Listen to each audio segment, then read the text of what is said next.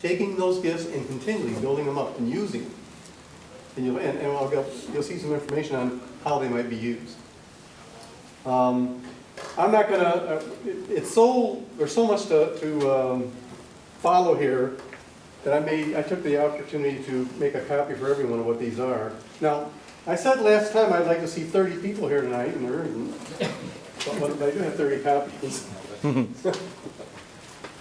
And we'll talk about that. A little bit later, I'm going to be getting back to what the fruits of the Spirit are, too.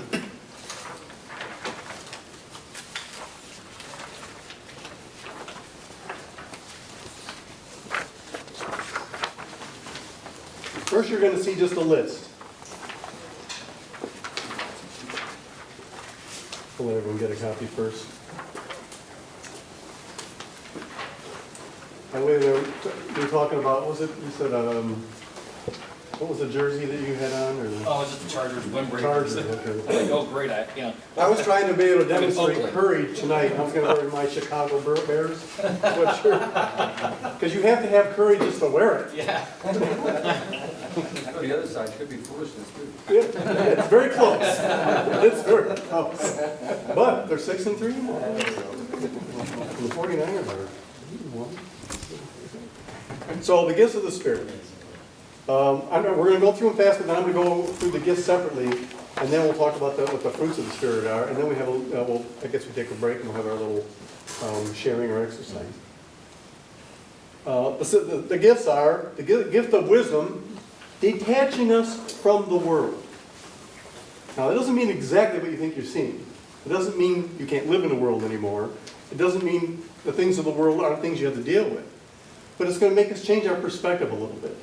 So it detaches us from the world, makes us relish and love only the things of heaven.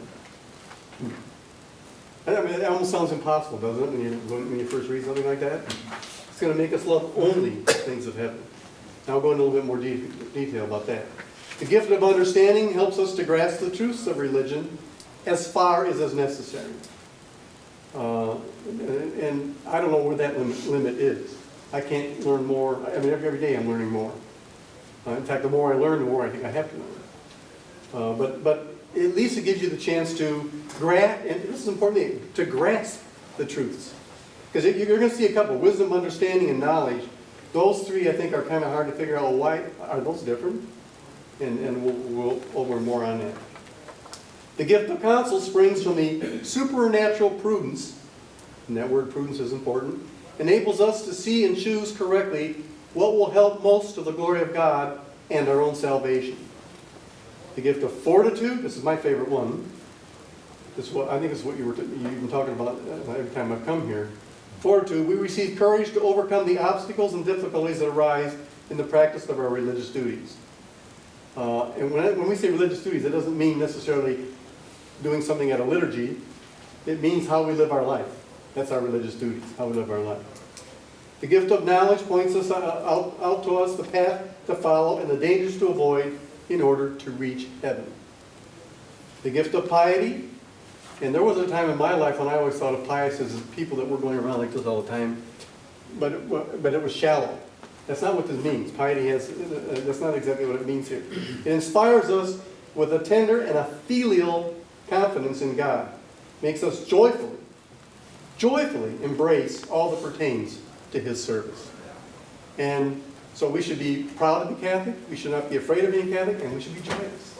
If they saw all that, if that's all they saw, we're a joyful people.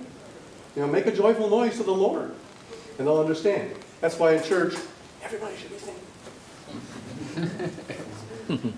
And lastly, the gift of fear fills with sovereign respect for God. And this is important, and I'm going to go over in a little more detail about that. And makes us dread above all things to offend Him. Above all things to offend Him. It doesn't mean that we're cowering and afraid like this. It means that we love Him so much that there's no way we could offend Him. That's what it means. That's the fear we're talking about here. Now, if in fact we use these gifts, which we all have, if we use these gifts, and I think I also pointed out last week, another good thing about you guys meeting like this is to start getting more and more of these kinds of things in our regular vernacular. how we talk about things all the time. You know, it shouldn't be just come to Sunday and talk like this, and then go out into the world and be something different. We should be like this all the time. It's not bad to talk about these things. But if, in fact, we are using these gifts, continue to develop them and allow them to develop in us, and to use these gifts all the time, I think people will see these fruits. I think they'll see that we're charitable. They'll see that charity. And yet, and you can read what it says. That next one is such a long word, benignity, but it's the virtue of kindness, the quality of understanding, sympathy, and concern for persons in need. I like this, it is shown in affable speech. Is that something we should see more of these days? Affable speech instead of constant condemnation and fighting. Generous conduct, forgiveness for injuries sustained. And forgiveness does include, the hardest thing I think everyone says, I think Father Cowles, when he did his presentation on reconciliation, also brought up the point that forgive we can talk about, forget gets very hard. That forget part, but God forgets. And so, boy, we need to emulate that. Faith, the assurance of things hoped for, the conviction of things not seen. And faith, it resides in our intellect. And so, again, if we're using these gifts, people should be seeing this charity. They should be seeing this kindness. They should be seeing that we are people of faith. It should just jump out right at them, There it is, number 4, joy. A sense aroused in the higher faculties of the soul by the expectation or possession of some good. Holy angels and virtuous human persons experience joy. I mean, when you read the book of Revelation, you can just hear it. You can just hear that joy coming from the heavens. Joy differs from pleasure, which may affect the human spirit but originates in body sensation. We're not talking about that. We're talking about joy, and it's a much deeper kind of thing. Goodness, consistent with God's nature or will for us, or whatever is suitable and befitting. Modesty. That's another real challenge nowadays, isn't it? Mm-hmm. Modesty. It's hard for me to even talk about it because I'll be turning things on the television and saying, oh, how can we even watch this? It's so blatant. And I grew up in an era when you could read the comic strips in the newspaper and there was nothing bad in it. Now, you got to be very careful. If my children were younger, they're older now, but if they were younger, I'd be kind of going out and crossing off some of the comics because there's double entendre, all sorts of things built into it now. It's very hard to deal with. Peace, and when we talk about peace, it goes way, way, way, way beyond the absence of war. Peace is a true inner peace that comes only from God. When you had said something earlier too, in praying, sometimes you don't feel like you're praying well enough. Well, sometimes if it's just listening to God. I mean, listening to God is probably the best prayer we could possibly do. We don't do enough of it. Adoration of the Blessed Sacrament, I highly recommend that for people. It's an opportunity to just sit with God, listen, that silent, and you can actually start to feel the peace coming upon you. You can actually start to feel it. Long suffering, that's extraordinary patience under provocation or trial. Forbearance, restraint in demanding justice, getting even. We live in a world that wants to get even. Right now, this is a world that wants to get even. Everybody wants to get even with somebody else. And we just have to get past that. I mean, even the scriptures that are quoted so often about getting even aren't correctly interpreted. An eye for an eye and a tooth for a tooth. Right? That's not what it means. No more than an eye for an eye, no more than a tooth for a tooth.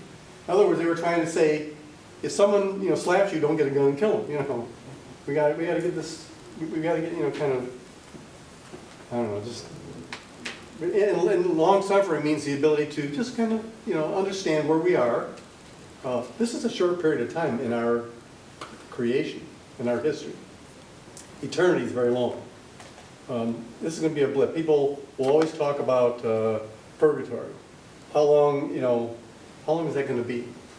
And in fact, when I signed up to do ministry at Madera County Jail.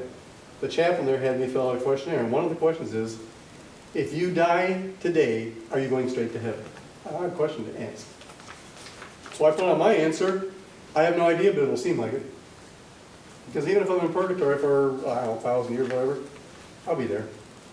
There's hope. That's the one thing you have in purgatory, that you haven't been judged and put into the absence of God, as Pope John Paul II kind of described hell as the absence of God. And that's, think about that, dwell on it, and as we talk about the gifts, you'll understand it. Incontinency, how we control our unruly sexual passions. Yet again, I grew up in a different era, so I'm still, I grew up in an era where you didn't do anything until you got married. It's not the way it is now, is it? Mm-hmm. It's scary. Patience. Now this might be the challenge. I don't know if people necessarily see that in me. I try to see that, but they even go to 3 grades of patience. The lowest is bearing difficulties without interior complaint. In the middle, use of hardship to make progress in virtue. And the highest is the to desire the cross and afflictions for Christ's love. To have something to offer up and to accept them with spiritual joy. I've mentioned this story before, I'm going to mention it one more time. Because people, when I say this, they think I start raving mad. But 6 months before I was ordained, I had a very severe heart attack. And it was right at the beginning of Lent. During the surgery, the bypass surgery, which was 2 weeks after my heart attack, one of my lungs collapsed. And it took them a long time to reinflate the lung and give me breath. And I actually was happy about it. Because I could meditate on how Christ died. That's how he died on the cross. He suffocated. And it was a real personal experience for me. And to be able to align it with, I would say 80% of the nurses in the hospital were Catholic, so it's pretty cool. And so they were treating me very well. But it was just a great opportunity to kind of align what I was going through with what God went through. Mildness, and then chastity. Now I'm saying that these are things that people should see in us if we're using those gifts. These are the kind of things that they should see in us. These shouldn't even be challenges for us. This is going to be exactly how we live because we're going to be using the gifts. So what I'm going to do is I'm going to go over the gifts in a little bit more detail, and then we'll take a break, and then we have a little exercise that will be kind of a little bit of fun, I think. So the first gift is wisdom. It's said that wisdom is the first and the highest gift that the Holy Spirit gives us because it is the perfection of faith. Through wisdom, we come to value properly those things which we believe through faith. The truths of Christian belief are more important than the things of this world. And wisdom helps us to order our relationship to the created world properly, loving creation for the sake of God, rather than for its own sake. Think about, and when we talk about creation, we have, creative beauty, but everything else that we're creating too, everything we're making, is only there if we can use it to help further our faith and our belief in God. All those things that we have to have, I don't have half of those things. I know they're great, but I don't have them. I can't afford those things.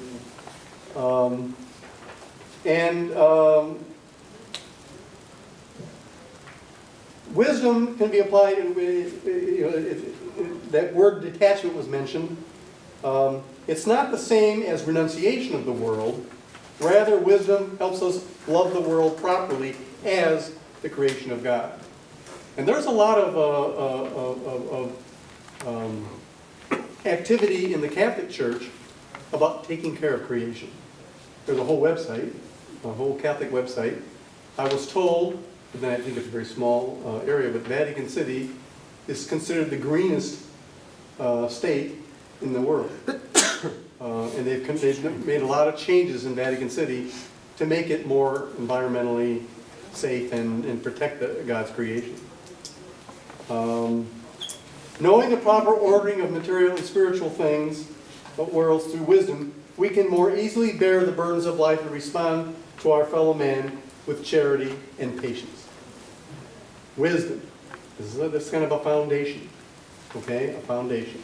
Because it helps us to understand. Next one is understanding. And it says, people sometimes have a hard time understanding how understanding differs from wisdom. Wisdom is the desire to contemplate the things of God. Understanding allows us to grasp that wisdom of God. The very essence of the truths of the Catholic faith. Remember, we have these gifts. These are not something we have to go find. We have these gifts.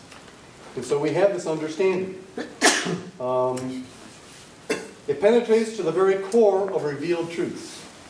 It doesn't mean that we can come to understand everything, for instance, the Trinity.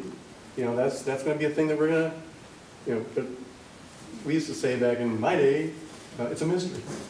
Mystery was a good way of describing everything we didn't understand. But it truly, there's so much depth to what the Trinity is that we're going to grasp the things we need from it, but it's just, wow, I can't wait to be there and actually be in the presence and be with. I know he's here. The entire Trinity is here. And once we become convinced through understanding of the truths of the faith, we can also draw conclusions from those truths and arrive at a further understanding of man's relation to God and his role in the world. That's what you guys are doing here. Trying to get a better understanding of our relation to God and his role in the world. And so understanding is, speculative. It's concerned with intellectual knowledge and practical, because it can help us to order the actions of our lives to our final end, which is God. And the last 2 Sundays and this coming Sunday, all about the end. Every year, are you aware of the fact that every year, all 3 lectionary cycles, the last Sunday of ordinary time, each cycle, is about the end times? And the first reading in Advent is always about the end times? Why? That's where we're going. That's where we're headed. Counsel, number 3. The perfection of the cardinal virtue of prudence. That's prudence is a cardinal virtue. And counsel is the perfection of that cardinal virtue. Through this gift of the Holy Spirit, we are able to judge how best to act almost by intuition. And I think I said last week, and I talked to other people, something with RCA, I think I talked about it. We know it. We know a lot about what's right and wrong. I mean, it's just obvious to us. But then society and the evil one make other things look better, and we start going down the wrong path. But we know. We have an inner sense. It really is right or wrong. We have an inner sense about it. The Holy Spirit will guide us in defending those truths. Remember one of the things I said last week? I quoted from John's Gospel, and from many other sources. This Holy Spirit is our counselor, our advocate. He's the one that will be with us to keep us informed of everything Jesus taught about how we should live. He's in us, he can keep us informed. We just have to keep the distractions out of the way and use these gifts. Counsel builds on wisdom and understanding. Okay? Wisdom, which allows us to judge the things of the world in light of our final end, and understanding, which helps us to penetrate to the very core of the mysteries of our faith. It is the gift that allows us as Christians to be assured that we will act correctly in times of trouble and trial. And as I said, we have a better sense of it than we think we do. In the Catholic Encyclopedia notes, counsel enables us to see and choose correctly what will help most to the glory of God and our own salvation. So, God's looking for us to help. Well, there it is. Counsel. Another gift. I told you it's my favorite. Fortitude. Fortitude. And that is, it's both a gift of the Holy Spirit and something that we call a cardinal virtue. And fortitude gives us the strength to follow through on the actions suggested by the gift of counsel. And then here's that little differentiation it makes. While fortitude is sometimes called courage, it goes beyond what we normally think of as courage. Fortitude is the virtue of the martyrs that allows them to suffer death rather than to renounce the Christian faith. It can be practiced. So it's through God's grace that we have the strength to use this gift of fortitude. Other things, there are things that we can do, but courage, for instance, is something we can be brave about a lot of things, but fortitude it goes beyond that. One thing fortitude isn't is looking for danger just because we like to be in danger. You know, some people in the world are brave, courage, or foolish, and they go out and do things to put themselves in jeopardy. In fact, we've become fascinated with that. A lot of these reality TV shows and things are all about people doing really stupid and dangerous things, and we go, isn't that cool? Boy, this is exciting. And I don't know. I said it was the virtue of all the martyrs, willing to give their lives. Again, coming from the Catholic Encyclopedia, in moral courage against the evil spirit of the times, against improper fashions, against human respect, against the common tendency to seek at least the comfortable, if not the voluptuous. It allows us to cope with poverty and loss, to rise above a lot of things. This is the thing I think we need to see a lot more fortitude, among men of faith and Catholics. We need to be, have that bravery, courage, fortitude to be able to speak out about what our faith is and to be able to make the right choices and to make them. I think I talked also about when I grew up, there was always these things on TV where there was an angel on one shoulder and a devil on the other. The devil was pointing to chocolate or something, you can eat that, and the other was, oh, you shouldn't eat it. And fortunately, back in those days, the angel always won out. I don't know what's happening these days. It's different on TV. And then the next is knowledge. Okay, wisdom, understanding. Now we got knowledge. What's going on here? It's often confused with wisdom and understanding. Like wisdom, knowledge is the perfection of faith. But whereas wisdom gives us the desire to judge all things according to the truths of the Catholic faith, knowledge is the actual ability to do so. Like counsel, it is aimed at our actions in this life. Like wisdom, knowledge perfects the theological virtue of faith.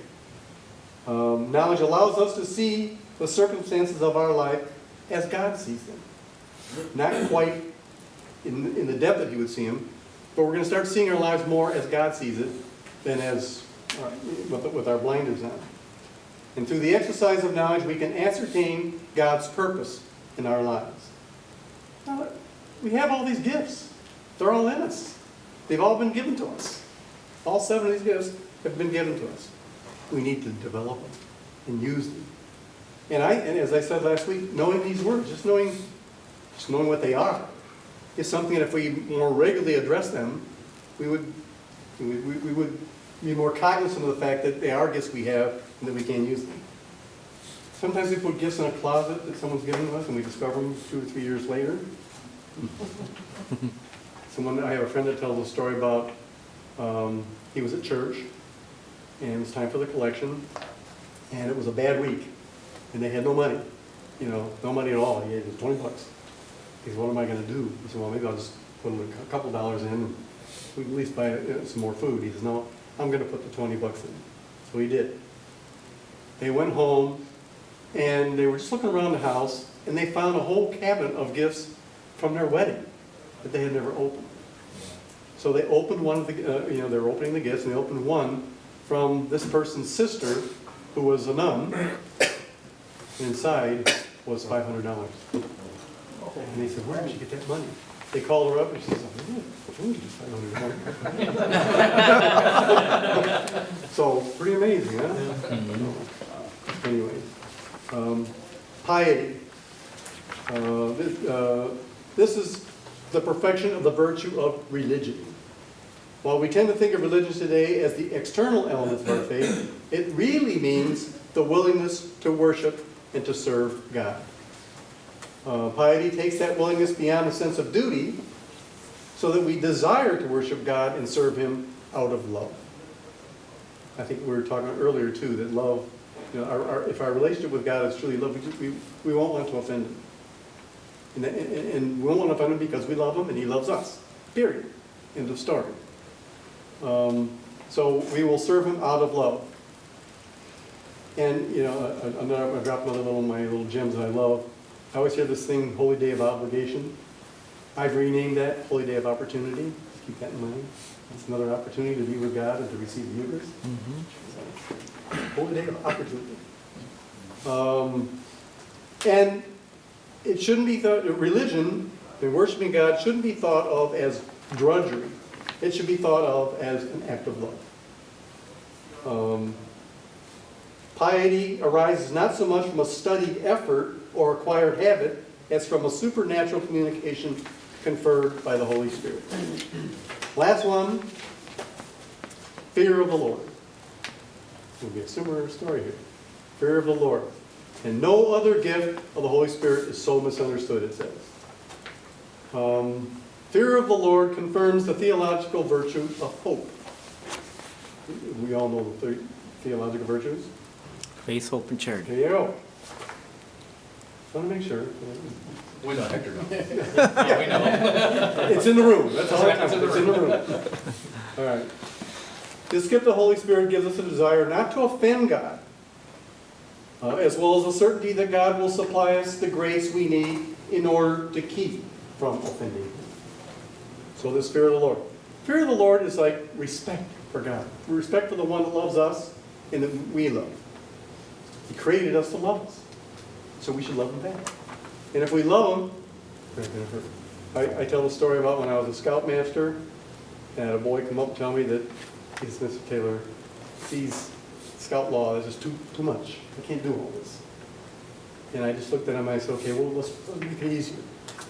What did Jesus say? Love God above all else. Love your neighbor.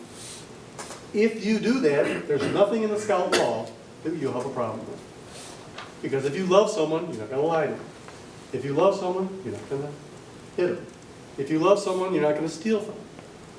If you love God, you're not going to offend Him. And it's not a servile relationship. It's filial. Filial is like brother. You know, it's a relationship with the one that loves you and that you love. That's the kind of relationship you have. And the fear of the Lord is the beginning of wisdom. The beginning of wisdom, because it is one of the foundations of our religious life. Okay. We have these gifts. They're in us now. We probably don't talk about them a lot. We probably don't even think about them. Maybe, you know, somewhere years ago, you know, Sister so-and-so made us memorize them. I grew up with the Baltimore Catechism where you memorize the things, and if you got it right, you got a star on your head, you know, that day. You know, I can go home and say, look, I got them. But we need to understand these things are in us. We can use them. And then if we use these gifts, people are going to see these fruits in us. They're going to look at us and say, I see that charity. I see that joy. How can I not see it if we're using these gifts, these wonderful gifts? We're going to have a challenge after the break. How long break are we taking? No, we just basically, we put the chairs in a round, Yeah. and then we grab a cup of coffee, sit down, and talk about the discussion. Okay, so I love doing that. All of you have all 7 of the gifts of the Spirit. But we're going to pretend tonight that the Spirit showed up and brought a gift to give you. Okay? Don't open it yet.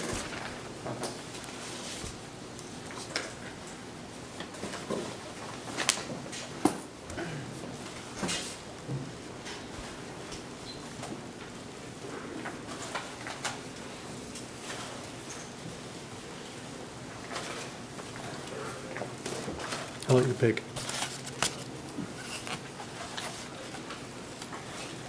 Now you see I bought 30 of these. So what'll happen is, after we're done, come up and grab all the rest that you want. Because I think the last thing I want is, if I go home and Angie says, oh, anybody show up tonight?